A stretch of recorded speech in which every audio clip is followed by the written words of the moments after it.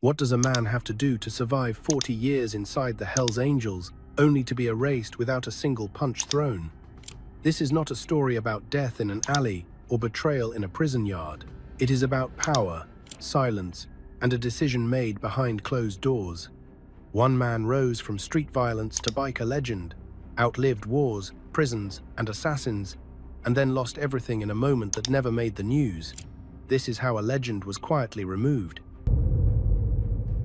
The making of a monster.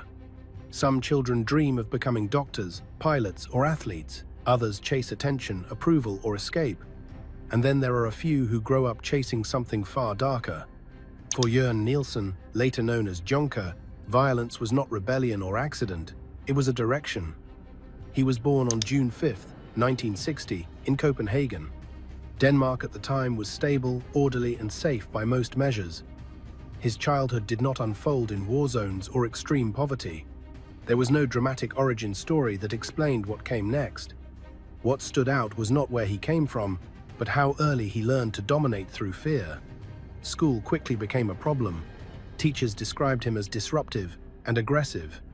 Classmates learned to keep a distance. Discipline did nothing. Punishment only sharpened his instincts. By his early teens, he was already leading smaller groups of boys, not through charisma, but through intimidation. He learned something crucial early on. People obey faster when they are afraid. By 15, he was expelled, not suspended, expelled. While others navigated adolescence with uncertainty, Jonker moved with certainty. He gravitated toward bars, older crowds, and violence that carried real consequences. Fights were no longer about emotion. They were about the outcome. Someone lost, someone bled, someone learned. His parents eventually reached a breaking point.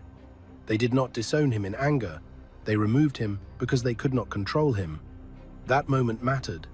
It was the final severing of conventional authority. From that point forward, loyalty would only exist where power was respected. The Dirty Eagles motorcycle gang filled that void. They were not elite, not yet, but they offered structure, hierarchy, and a place where aggression was currency.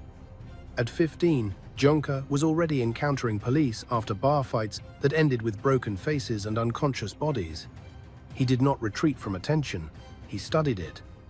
Violence, he learned, created a reputation. Reputation created protection. By 1977, his circle aligned as hangarounds with the Nomads, forming alliances with Iron Skulls and Galloping Goose. These were not friendships, they were strategic relationships. Each connection expanded reach, each conflict refined discipline. In 1978, he received his first serious prison sentence. 2.5 years for a bar fight that left another man permanently damaged. For most teenagers, prison is a fear. For Jonker, it was confirmation. He belonged in environments where strength dictated outcome. When he was released in 1980, there was no hesitation. Denmark, he decided, needed something larger, more organized, more absolute. Random violence bored him now. He wanted permanence. That December, his club was accepted into the Hells Angels, the first official chapter in Scandinavia. It was not just membership, it was a transformation. Rules replaced chaos. Identity replaced anonymity. Violence became policy instead of impulse. Inside the club, Jonker thrived. He was disciplined, relentless, and immune to hesitation. He enforced order without apology. Where others reacted emotionally, he calculated. Where others fought, he eliminated. His reputation grew quickly, not because he sought attention, but because he delivered results. This was not recklessness. It was intent. By his early 20s, he had already crossed lines that most criminals never approach. Not out of desperation, but out of ambition. He did not want survival. He wanted dominance. And he understood something many never do. Fear lasts longer than friendship. The monster did not appear overnight. It was assembled piece by piece. A childhood where authority failed. A teenage life where violence worked. A club that rewarded brutality with status. Each step reinforced the next. By the time Denmark realized what it was dealing with, the foundation was already set. This was not a man slipping into crime, this was a man building toward it. Entering the biker underworld. By the early 1980s, Denmark's biker scene was still fragmented. Clubs existed, but most were loose collections of men bound more by attitude than structure. Territory shifted constantly. Alliances were unstable. Violence happened, but it lacked coordination. That instability created an opportunity, and Jonker recognized it immediately. The Hells Angels brought something Denmark had never seen before: hierarchy. Membership was earned, not claimed. Loyalty was enforced, not assumed. And violence, when used, served a purpose. For Jonker, this environment felt natural. Chaos bored him. Systems interested him. Inside the club, he learned quickly. Prospecting wasn't about proving toughness. It was about demonstrating control. Knowing when to act, when to wait, and when to let others destroy themselves. He paid attention to how decisions were made, who actually held influence, and how fear was distributed. Respect, he learned, flowed upward only when pressure was applied downward. The Danish underworld noticed the shift almost immediately. The Hells Angels were not just another club riding through town. They were organized, disciplined, and unapologetic. Where other groups relied on numbers, the Angels relied on reputation. And Jonker became one of the main architects of that reputation. Conflicts with rival clubs intensified. What had once been brawls turned into campaigns. Territory wasn't argued over, it was taken. Messages were no longer sent with bruises, they were sent with consequences that couldn't be undone. Jonker understood escalation better than most. He didn't rush it. He allowed pressure to build until retaliation felt inevitable, then made sure it landed decisively. Police began tracking him more closely. His name appeared repeatedly in reports tied to assaults, intimidation, and organized activity. But evidence was hard to secure. Witnesses disappeared, statements changed. Silence followed violence, and silence protected him. Within the club, his value grew. He was dependable. He didn't talk unnecessarily. He didn't panic under pressure. When others hesitated, he moved. That made him useful, and usefulness is the only currency that matters in outlaw organizations. By the mid-1980s, the biker wars had escalated beyond intimidation. Rivals challenged the Angels openly. Retaliation became expected. The line between deterrence and domination blurred. Jonker was no longer just enforcing territory, he was shaping a strategy. What separated him from others was his willingness to cross thresholds most avoided. He wasn't driven by rage, he was driven by outcome. If breaking someone's bones sent a message, he did it.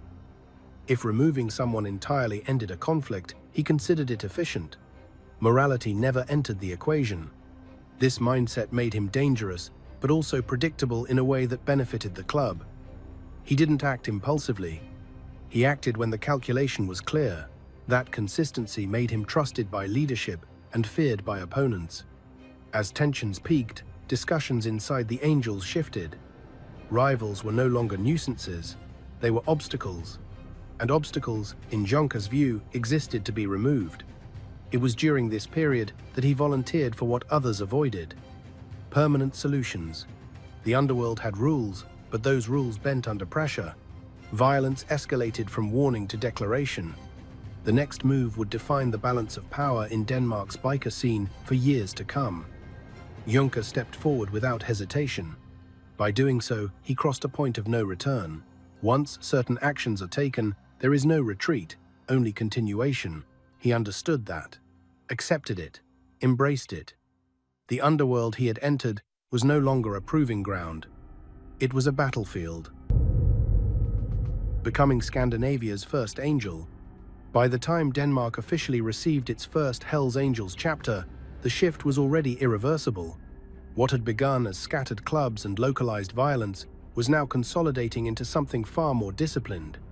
Structure replaced spontaneity, orders replaced arguments, and Jonker stood at the center of that transformation. The acceptance of the Danish chapter in December 1980 was more than ceremonial. It signaled recognition from the international organization and brought expectations with it. Standards tightened, discipline hardened. Members were no longer judged only by loyalty, but by effectiveness. Every action reflected on the patch. Every mistake threatened the whole machine. Juncker thrived under those conditions. He understood that being an angel wasn't about rebellion, it was about control. Clubs that failed did so because they allowed ego to override strategy. He did the opposite. He suppressed his ego in public and exercised it privately, where it produced results. He listened more than he spoke. When he spoke, people paid attention. The club began to expand its influence across Copenhagen and beyond. Businesses learned to cooperate, rivals learned to retreat. Those who didn't learned quickly. Juncker became one of the main enforcers of the new order, not the loudest, not the flashiest, the most reliable. What set him apart was his understanding of consequence. Violence wasn't an emotional release, it was communication. Every act was meant to be remembered, repeated, and retold. Fear worked best when it spread on its own. As conflicts intensified, so did expectations. Leadership needed members who could act decisively under pressure. Juncker volunteered where others hesitated. He didn't seek permission for effectiveness, he delivered it. This was also when his reputation began to eclipse the club itself. Police reports referenced him by name. Rivals spoke of him with caution. Even within the Angels, his presence altered rooms. He didn't need to announce himself. His history did it for him. The biker wars escalated steadily. Territory disputes hardened into ideological conflicts. Rival clubs saw the Angels not just as competitors, but as an occupying force. Retaliation became inevitable. Negotiation disappeared. The environment rewarded extremes. Juncker adapted perfectly. He studied patterns. He anticipated responses. He understood that the most effective strike wasn't always the most violent, but the most final. When he moved, he did so with the intent to end cycles, not prolong them. That mindset made him indispensable. Inside the club, he earned trust by being predictable in the ways that mattered. He didn't improvise under pressure. He didn't panic. He didn't talk. Those qualities kept him alive and elevated his status. Leadership relied on him, not because he was reckless, but because he was controlled. Outside the club, his name became a warning. Encounters with him rarely ended halfway. People learned that once he was involved, outcomes were non-negotiable. That certainty created a form of deterrence that reduced resistance without constant enforcement. But escalation always demands escalation. As the Angels consolidated power, rivals searched for leverage. Someone had to break the stalemate. Someone had to act in a way that couldn't be answered in kind. The unspoken question inside the club became unavoidable. Who would take responsibility for crossing that final line? Juncker didn't wait to be asked. Volunteering for irreversible action wasn't bravery. It was alignment. He understood what the club needed and what it could not publicly endorse. By stepping forward, he absorbed risk on behalf of the organization. That act bound his fate permanently to the Angels. From that moment on, there would be no separation between his identity and the club's darkest chapters. Whatever followed would define both. Success would bring dominance. Failure would bring consequences measured in years or lives. He accepted that trade without hesitation. Becoming Scandinavia's first angel was not about recognition. It was about ownership. Ownership of territory. Ownership of fear. Ownership of outcomes. And soon, ownership of something far more permanent. The murder that changed everything. By 1984, the conflict between the Hells Angels and Bullshit MC had passed the point of repair. What remained was a question of dominance. Both sides understood the rules, and both knew how these wars ended. Someone important would die. The only uncertainty was who would make the decision first. Inside the Hells Angels, discussions were careful and indirect. No orders were spoken openly. Responsibility was never assigned out loud. This was how serious actions were handled. Everyone knew what needed to happen. Few were willing to carry it out. Juncker was. The target was Henning Makrellen Knudsen, the president of Bullshit MC. Removing him wouldn't just weaken the rival club. It would shatter it. Leadership in biker organizations isn't symbolic, it's operational. Kill the head, and the body collapses into infighting and fear. Juncker understood that better than anyone. On May 25, 1984, Copenhagen woke up to an ordinary spring morning. Tourists moved through Tivoli Gardens. Cafes opened their doors. Nothing suggested that Denmark's biker landscape was about to change permanently. Juncker arrived at Knudsen's home, armed with a World War II-era Sten submachine gun. The choice wasn't accidental. It was reliable, compact, and unforgiving. There would be no room for error. When Knudsen appeared in the driveway, Juncker didn't hesitate. The first burst of gunfire dropped him immediately. There was no confusion, no warning. The act was deliberate and controlled. Knudsen's wife witnessed everything from close range. Juncker didn't try to avoid her presence. Witnesses were part of the message. After the initial shots, he kicked the body over and emptied a second magazine into it. The extra rounds weren't about necessity, they were about certainty. There would be no doubt, no survival, no myth of escape. The act was final. In that moment, the biker war crossed into a new phase. Police response was immediate and overwhelming. Denmark had rarely seen violence of that scale connected to organized crime. A nationwide manhunt began. Juncker's name dominated headlines. He became Denmark's most wanted man almost overnight. But catching him proved difficult. He moved constantly, staying with fellow angels, changing locations, avoiding patterns. Every lead went cold. Every trail ended in silence. The same discipline that made him effective inside the club now protected him from capture. Eventually, he left the country. Canada became his refuge. Vancouver's East End chapter welcomed him, one of the most violent Hells Angels environments outside Europe.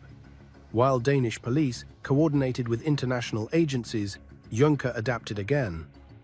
This time, he did something unexpected. He began writing. In 1985, his autobiography, My Life, was published in Denmark. It framed him not as a monster, but as a product of circumstance. Hardened, misunderstood, shaped by betrayal and necessity. The book sold extremely well. Public fascination replaced pure outrage. Violence became narrative. While still officially on the run, he continued writing. More books followed. Media interest grew. Interviews were arranged. He controlled the story while authorities struggled to control him. Eventually, he drifted again. Paris, British Columbia, a small Canadian town where he lived quietly enough to meet police officers who had no idea who he was. He formed a relationship with a single mother named Karen. For a moment, his life resembled something ordinary, but exile never suited him. The Hells Angels were not just an organization, they were identity, purpose. Without them, his life felt incomplete. After nearly 2.5 years on the run, he contacted a lawyer and arranged his return to Denmark. He didn't come back to surrender. He came back to face the consequences on his own terms. The murder of Henning Knudsen had secured the Angels' dominance, but it had also sealed Juncker's fate. From that point forward, prison was inevitable. The only question left was how he would use it. Life on the run and the birth of a myth. Returning to Denmark did not bring relief. It brought inevitability. The case against Juncker was airtight now, built on witness testimony, ballistic evidence, and years of accumulated intelligence. When the verdict came, it carried the weight of finality. 16 years. 11 to be served. For most men, that sentence would have ended the story. For Juncker, it redirected it. Prison did not isolate him, it centralized him. From the moment he entered the system, he treated incarceration not as punishment, but as positioning. He studied routines, identified leverage points, and established influence without unnecessary displays of force. Guards controlled the keys, he controlled the balance. What truly separated him from others was how he handled visibility. Most inmates shrink under attention. Juncker leaned into it. Interviews followed, television appearances were arranged, publishers circled. He spoke calmly, confidently, reframing both himself and the Hells Angels as structured men operating under misunderstood rules. It was audacious, it worked. His books continued to sell. 5 autobiographies in total, each one added layers to the myth. Violence became a reflection, crime became philosophy. The public consumed it. Critics argued. Authorities watched uneasily as a convicted murderer became a recognizable figure beyond the prison walls. Inside, he ran his chapter as efficiently as ever. Orders moved outward. Loyalty remained intact. Prison did not diminish his authority. In some ways, it enhanced it. A man willing to rule from a cell projected permanence. It told allies he could not be removed easily. It told enemies that distance offered no safety.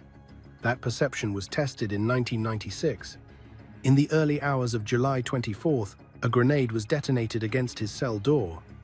It failed to breach, but the follow-up attack did not. A burst of gunfire tore through the metal. Juncker threw himself to the ground. Shrapnel struck his stomach and arm. He survived. The message was unmistakable. Someone wanted him gone badly enough to attack a prison. After that night, his status hardened. Survival under those circumstances was not luck. It reinforced a narrative already forming around him. He wasn't just feared. He was durable. Attempts to remove him only added to the legend. When he was released on probation in 1998, it felt less like freedom. 3 years later, he was back in court. This time for his role in a violent nightclub brawl in Aalborg that ended in another man's death. Witnesses described repeated kicks and blows delivered while the victim lay helpless. The court agreed. 4 more years. Prison became familiar territory. Not home, but controlled space.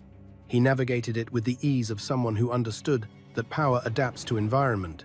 He didn't fight the system. He bent it. By the time he was released again, nearly 24 years of his life had been spent behind bars. That amount of confinement breaks most men. Juncker emerged intact.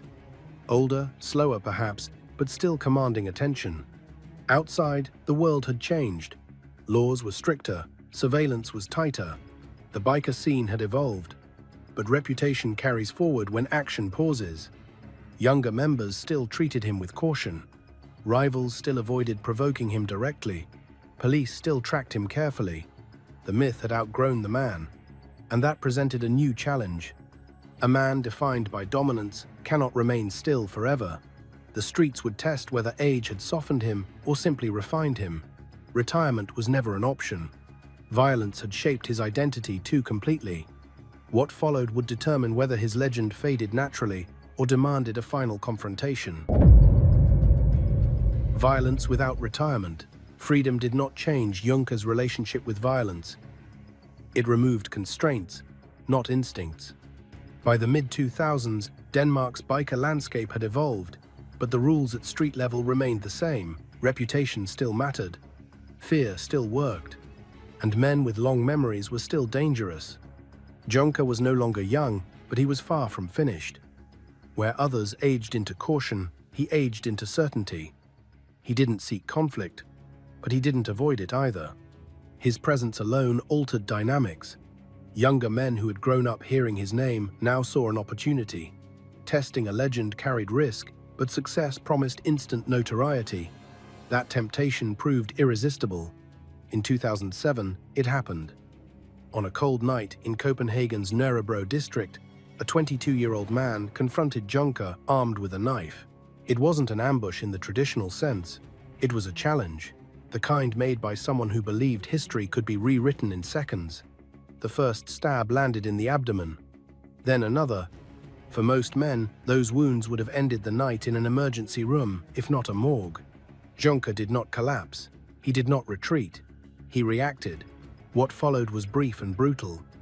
Juncker and an associate retaliated with precision rather than panic.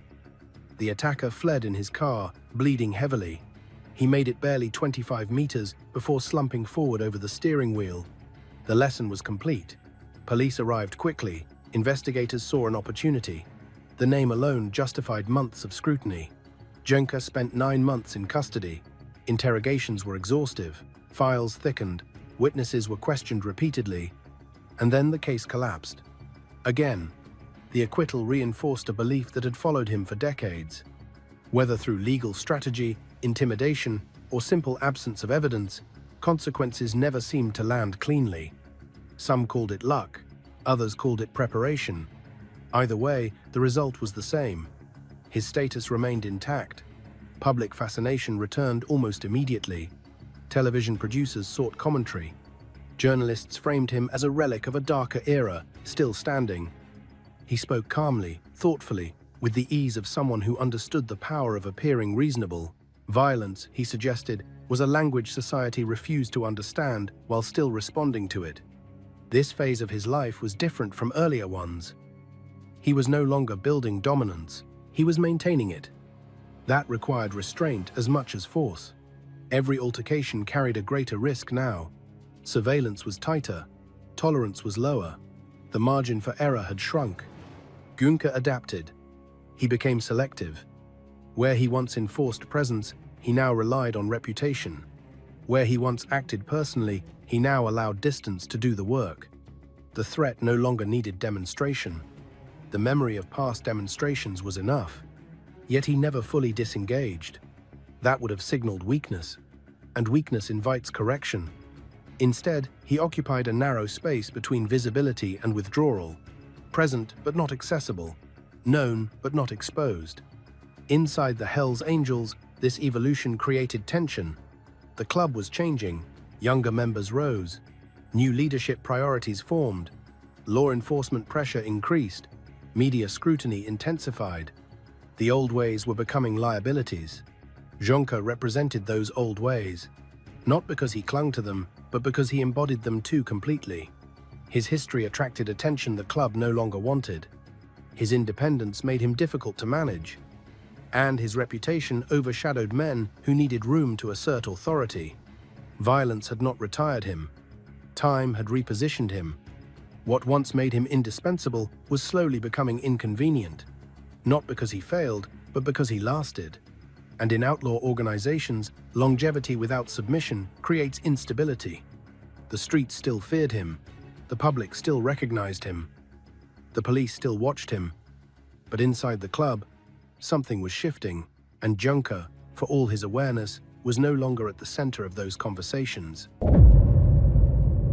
Becoming untouchable, by the time Günther reached his late 40s, something unusual had happened. He was no longer just feared. He was avoided.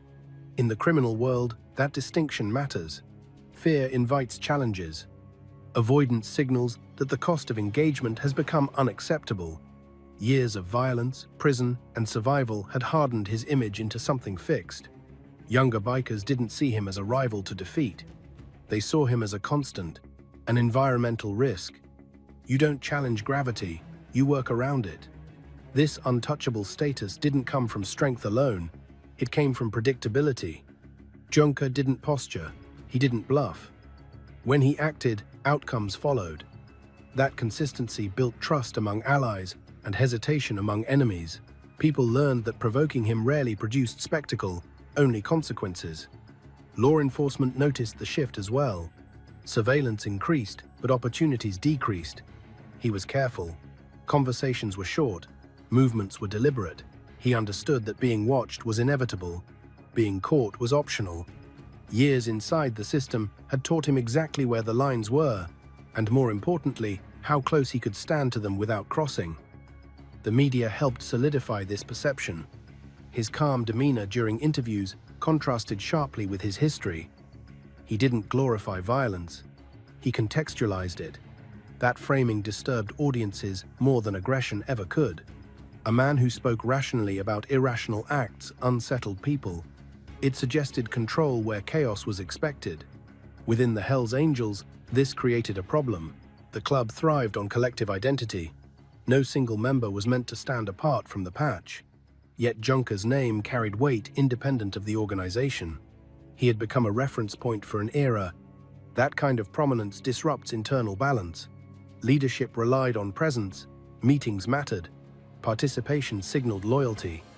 Over time, Günther's attendance declined. Not out of defiance, but distance.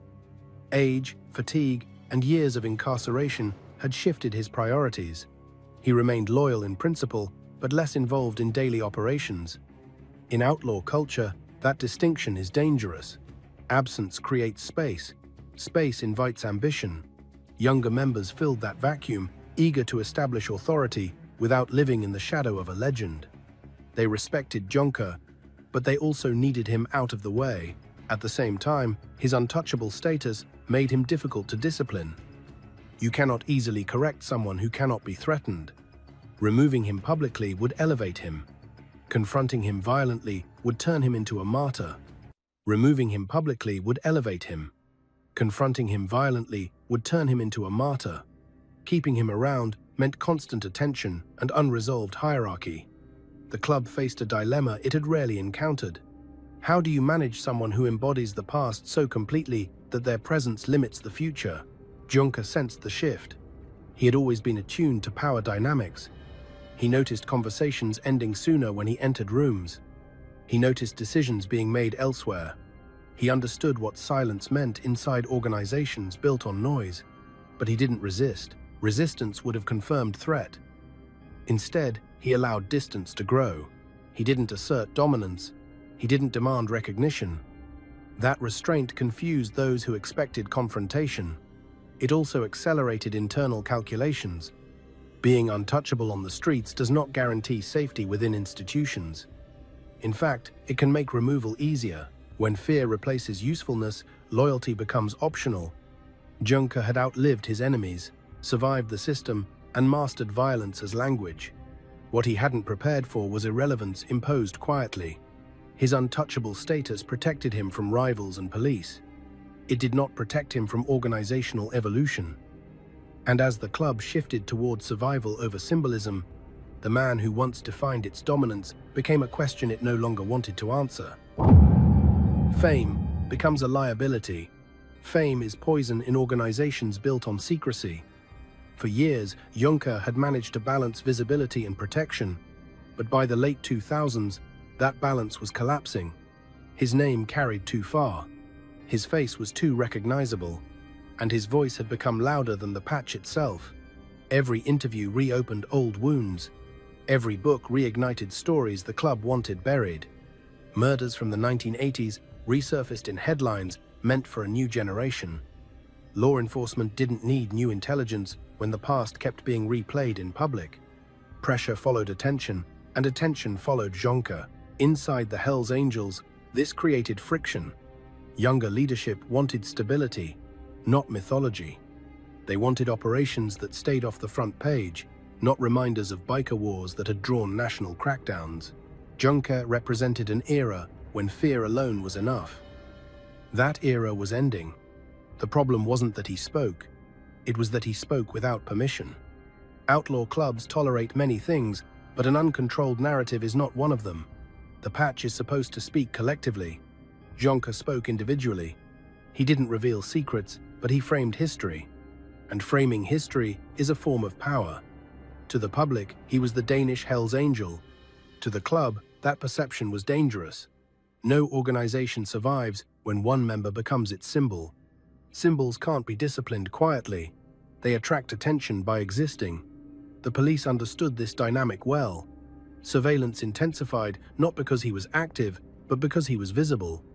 Every appearance justified monitoring. Every quote justified a file update. Even silence became suspicious. Juncker adjusted his behavior, but the damage was already done. You can't retract recognition once it spreads. He had crossed an invisible threshold. He was no longer just a member. He was a reference point. Inside the club, discussions shifted. Not openly, not dramatically, quietly. Meetings happened without him. Decisions were made elsewhere. The absence wasn't hostile. It was procedural. And procedures, once established, don't reverse easily. What made the situation unstable was his continued respect. Nobody wanted to confront him. Becomes justification for removal. The club didn't need him to act. They needed him not to exist as a liability. This is where outlaw logic turns cold. Loyalty is honored until it interferes with survival. Juncker had given decades. He had bled. He had gone to prison. None of that mattered now. The organization was thinking forward, not backward. Juncker sensed it. He had always understood power. He recognized when influence became symbolic rather than operational. And symbols, in criminal structures, are often dismantled quietly. He didn't lash out. He didn't threaten. He didn't rally support. Doing so would have accelerated the process. Instead, he waited. And while he waited, the club finished deciding what to do with a man who could not be controlled, could not be silenced completely, and could not be attacked without consequence. Fame had protected him for years. Now it was the reason he had to go. The internal coup. Removals inside outlaw organizations rarely look like betrayals, they look like process. By the time Jenka realized what was happening, the decision had already moved past discussion and into execution. Not violence, not confrontation, procedure. This is how power protects itself. There was no single meeting where his fate was announced, no dramatic challenge, no demand for explanation. Instead, he noticed the signs that only someone fluent in internal politics would recognize. Calls not returned, meetings rescheduled without notice, information arriving late, or not at all, influence draining quietly, like pressure from a sealed room. Inside the Hells Angels, authority doesn't announce itself, it consolidates. Small groups form. Consensus builds among men who understand that unity matters more than history. By the time action is taken, resistance is already isolated. That is what happened to Jonker. A younger generation of leadership had been rising for years. They were disciplined, cautious, and deeply aware of law enforcement pressure. Their priorities were survival and insulation. Visibility was risk. Legacy was irrelevant. What mattered was keeping the machine running without drawing attention. Jonker represented the opposite, not because he acted recklessly, but because his existence was loud. His history followed him everywhere. Every association with him invited scrutiny. Every photograph, every mention, every old story pulled the past into the present. The club didn't need his approval to move forward. They needed him out of the way. This wasn't personal. That's what made it effective. An internal coup doesn't rely on force. It relies on numbers, timing, and silence. Once enough influential members agree that someone is a liability, the rest fall in line, not out of fear, out of pragmatism. Loyalty in outlaw culture is conditional. It lasts as long as usefulness does. Jonker still commanded respect, but respect does not equal authority. Authority comes from participation, from presence, from controlling access, and by now, he was absent from too many rooms. The final step was administrative, a decision framed as maintenance, not punishment. Bad standing. The words sound mild, but their effect is absolute. No protection, no rights, no recognition. The patch is removed, and with it, the shield that has defined your existence for decades.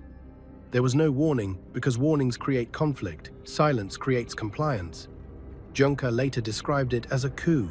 A small group was acting quietly while he was no longer positioned to intervene. That assessment wasn't wrong. But coups only succeed when conditions allow them. He had no faction willing to fight for him. Not because they didn't respect him, but because fighting would destabilize the organization, and stability always wins. When the decision became final, it moved quickly. No drawn-out debate, no appeals. The club closed ranks and moved on. For an organization built on brutality, this was a remarkably bloodless conclusion. That was intentional. Violence would have elevated him. It would have validated everything he represented. Silence diminished him instead. It turned a legend into a former member. It replaced fear with distance. Jenka did not retaliate. That mattered. Retaliation would have justified the removal and confirmed threat. By remaining quiet, he denied the club that narrative. He accepted the outcome without acknowledging its authority. That restraint was not weakness, it was recognition. He understood that this wasn't about him personally. It was about evolution. Organizations that survive do so by cutting away what no longer serves them, regardless of history. The internal coup succeeded because it didn't feel like one.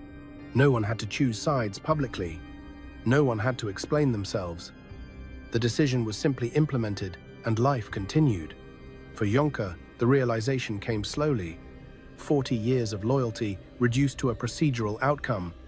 No confrontation, no final word, just exclusion. He had survived wars, prisons, assassination attempts, and public exposure. What finally removed him was consensus.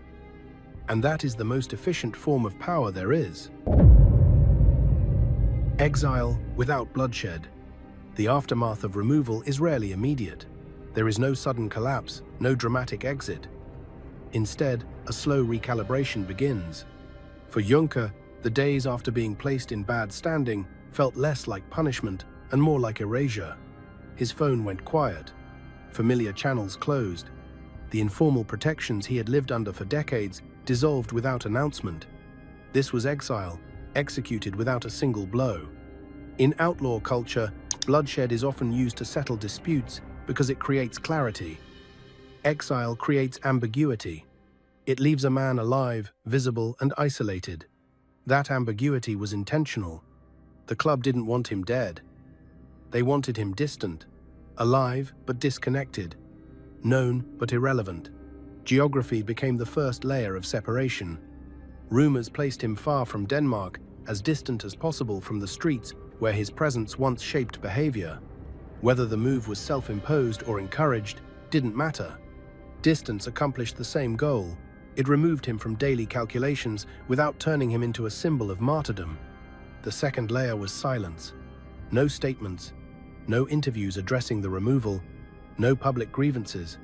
In many ways, this was the most effective constraint. Speaking would have kept him central. Silence allowed the organization to move forward without answering questions about him. Juncker understood that instinctively. He had spent his life navigating power structures. He knew when action created leverage and when restraint preserved it. By not reacting publicly, he denied the club the satisfaction of justification. There would be no spectacle, no validation of their decision. But silence has a cost. Without the club, he was no longer shielded by collective consequence. Any conflict now belonged to him alone. That changed how people approached him. Old enemies didn't rush forward, but neither did old allies step close. Association carries risk when protection disappears. And yet, nothing happened. That absence of retaliation unsettled people more than violence ever could. The man who once resolved disputes permanently was now choosing distance. Not out of fear, but calculation. He had survived long enough to know that survival itself was leverage. Law enforcement watched carefully. A figure like him doesn't vanish without leaving pressure points. But months passed, then years. No new charges, no visible involvement. The anticipated fallout never came. This forced a reassessment. Perhaps exile had worked, or perhaps Juncker had reached a phase where action no longer served purpose. Both possibilities were uncomfortable. Power that outlived the man. Even after exile, Juncker did not disappear in the way most former outlaws do. His power changed shape. It no longer moved through meetings, orders, or visible enforcement. It moved through memory. In Denmark's criminal world, his name still carried weight long after the patch was removed. Younger figures knew him as a warning more than a role model. Older ones remembered the consequences of crossing paths with him. Fear does not vanish when authority ends. It settles into a habit. That lingering influence unsettled both sides of the law. Police no longer tracked him because of active operations, but because patterns he once established were still visible. The structure of biker conflicts, the way intimidation replaced open warfare. The use of silence instead of spectacle, all of it traced back to methods he helped normalize. He had taught the underworld how to survive pressure. Ironically, that lesson made him unnecessary. Systems evolve by absorbing what works and discarding what draws attention. Once the methods remained without the man, the organization could move forward without carrying his history. For Juncker, this created a strange contradiction. He was no longer powerful in practice, but he remained powerful in absence. People adjusted behavior without his involvement. Decisions were shaped by the memory of what he once represented. That is a rare form of influence. Most criminals fade because their relevance depends on action. Juncker's relevance depended on consequence. He had gone far enough, survived long enough, and left enough impact that his presence was no longer required to shape outcomes. Publicly, he remained quiet. No attempts to reclaim attention. No dramatic statements. That restraint preserved what remained of his authority. Speaking would have reduced him to commentary. Silence kept him unresolved. In the end, his greatest achievement was not dominance or fear. It was durability. He built a legacy that did not require maintenance. It persisted without him. The club removed his name from its structure. History did not.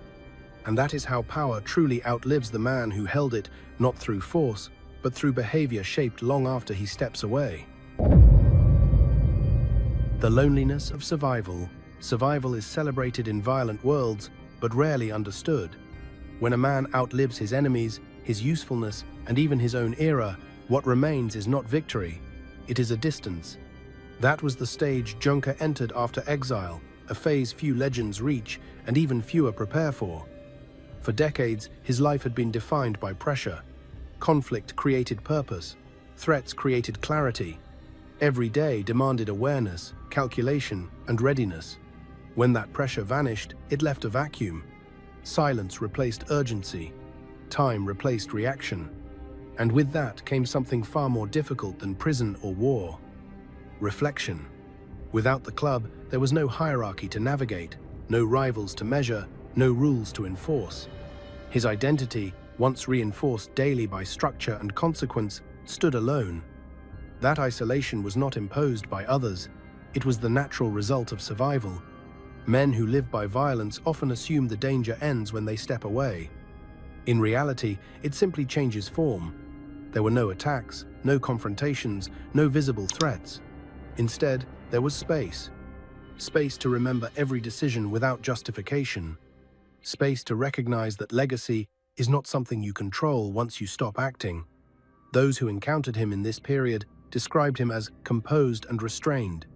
Not bitter, not regretful, just aware. He had lived long enough to understand that survival does not guarantee meaning, it only guarantees time. That time separated him from the world he once dominated. New figures rose without knowing him personally. New conflicts emerged that did not involve his name. The streets adapted, the club adapted. History moved forward without pausing to ask what he thought. This was the quiet cost of endurance. Prison had never diminished him because it still acknowledged his relevance. Exile did. It allowed the world to function without him. For someone whose identity had been built on inevitability, that was the sharpest adjustment. Yet he did not resist it. Resistance would have been denial. Acceptance was recognition. He had survived everything that was meant to end him. What followed was not punishment or redemption. It was a consequence. Loneliness was not a weakness. It was the final stage of a life lived at the center of conflict. And in that stillness, the man who once commanded fear learned the one lesson violence never teaches. Survival does not mean belonging. It only means you are still here. The ending that never came. For Nomads-MC'en startede udgladelse, eller i hvert fald nogle af dem, de kom jo fra det tidligere Roadrunners, som vist nok var Danmarks største knallertbande på det tidspunkt, Roadrunners. Most crime stories end with certainty, a body, a cell, a verdict that closes the file and gives the audience permission to move on. Junker's story never offered that comfort. There was no final explosion, no public reckoning, no moment where Denmark collectively agreed the chapter was over. Instead, the ending dissolved into something far more unsettling, continuation without presence. After Exile, life did not dramatically improve or collapse. It simply thinned out. Contacts narrowed. Invitations stopped. Decisions happened elsewhere. He became a man people remembered rather than consulted. That transition is subtle, but for someone whose identity was built on influence, it is profound. The absence of a clear ending frustrated both admirers and critics. Supporters wanted recognition of what he had built. Detractors wanted accountability that felt complete. Neither side got it. He remained alive, lucid, and untouched by the kind of finale his reputation seemed to demand. This unfinished quality wasn't accidental. It reflected the nature of power itself. Power rarely ends with spectacle. More often, it ends with replacement. One system absorbs what it needs and discards the rest without ceremony. Junker was not defeated in battle. He was outpaced by evolution. The Hell's Angels didn't need to erase him publicly. Time did the work for them. New leaders emerged with different priorities. New conflicts took shape without reference to old wars. Silence did what violence could not. It reduced him without elevating him. For Junker, this was a form of survival that carried its own weight. He had spent decades preparing for death, prison, betrayal, and attack. What he had not prepared for was the irrelevance that arrived politely, without confrontation. There was no comeback attempt, because a comeback would have required recognition from the very system that had moved on. He understood that forcing relevance would have exposed vulnerability, accepting distance preserved dignity. This is why his story remains uncomfortable. It resists closure. It challenges the idea that violent lives must end violently to make sense. Jonker lived long enough to see his world continue without him, and that continuity denied everyone a clean narrative. In the end, the most honest ending was the lack of one. No redemption arc, no punishment scene, no final lesson was delivered neatly. Just a man who outlived the role he once played and learned that history does not wait for conclusions. The story didn't end because it didn't need to. It simply stopped being told out loud. Why the angels finally let him go. Jamen, han kommer lige om lidt. Og så kan de høre mig komme, ikke, på den her Bonner Jackson, som vi kaldte den, ikke? Og der var jo potter på, så den larmede jo virkelig. Og Outlaw clubs don't remove members because of age, fatigue, or even past mistakes. They remove them when the balance shifts, when keeping someone becomes more dangerous than losing them. That was the position the Hells Angels eventually reached with Jonker. For years, his value had outweighed his cost. He enforced territory, absorbed risk, and carried the club's reputation through periods of open conflict. Prison did not weaken his standing. Violence did not diminish his usefulness. In many ways, he was the embodiment of the club's most feared era. But organizations built on survival cannot afford nostalgia. By the time the decision was made, the club was operating under different pressures.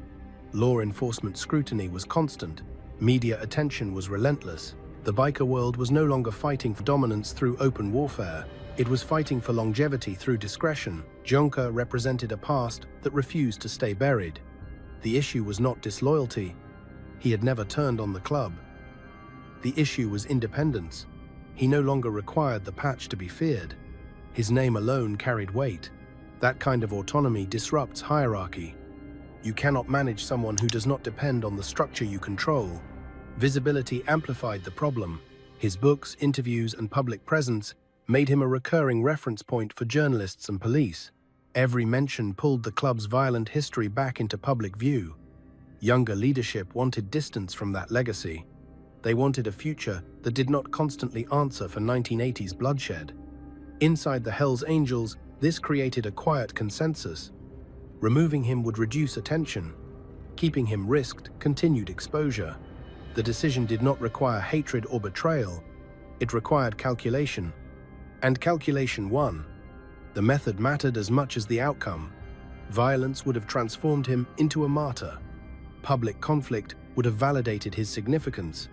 So the club chose the cleanest option available: administrative removal, bad standing, silence. It was not a rejection of his past, it was an acknowledgement that his past no longer fit the present. Jonker understood this, even if he didn't accept it emotionally. He had spent his life navigating power. He recognized when the equation no longer favored him. Fighting back would have proven the club's point. Staying quiet preserved his image. In the end, the Angels didn't defeat him. They outgrew him. That distinction is important. He was not discarded because he failed. He was removed because he succeeded too completely in an era the organization wanted to leave behind. And that is the final truth of his fall. In worlds governed by power, loyalty lasts only as long as relevance. When relevance fades, history becomes weight. The Angels chose to drop that weight and move on. What his fall really says about power, Jonker's story matters because it exposes how power actually works when violence is no longer enough. His rise followed a familiar pattern: fear, discipline, reputation, consequence. But his fall revealed something colder. Power does not end when you are defeated. It ends when you are no longer useful. For decades, he believed loyalty was permanent if it was proven often enough. Prison time proved it. Violence proved it. Silence proved it. But loyalty inside systems built on survival is transactional, not emotional. It lasts only while it serves the machine. The Hells Angels did not betray him. They applied the same logic he had enforced on others. Remove liabilities, reduce attention, protect the structure. That is not hypocrisy, it is consistency. What unsettles people about his removal is not that it happened, but how it happened. No confrontation, no spectacle, no blood, just a decision made elsewhere, followed by silence. That is how modern power operates, quietly, efficiently, without witnesses. Juncker survived everything designed to destroy him because those threats were visible. Bullets can be dodged, prison can be navigated, rivals can be eliminated. What cannot be fought is irrelevance imposed by consensus. His life demonstrates a truth most violent men never learn. Fear builds authority. Authority builds dependence. But dependence eventually becomes optional. When others no longer need you, they stop fearing you. That moment arrived not because he weakened, but because the world around him changed. Younger leaders did not want legends. They wanted sustainability. They did not want symbols. They wanted silence. Juncker was neither quiet nor forgettable. That made him incompatible with the future. And yet, his story is not a failure. He achieved what very few ever do. He lasted. He shaped systems. He altered his behavior long after stepping away. His influence did not vanish when the patch was removed. It transformed. It became historical rather than operational. That is a rare outcome in violent worlds. The final irony is simple. The man who mastered fear was undone by administration. The enforcer of consequence was removed by process. The legend of brutality was ended by restraint. No gunshot marked the end. No cell door closed. No funeral followed. Just distance. And in that distance lies the real lesson. Power does not care about who you were. It only responds to what you are now. When the answer becomes inconvenient, the system moves on. Juncker understood that, too late to change it, but early enough to survive it. His story does not warn against violence. It warns against believing violence is enough. In the end, even the most feared men are temporary. Only the machine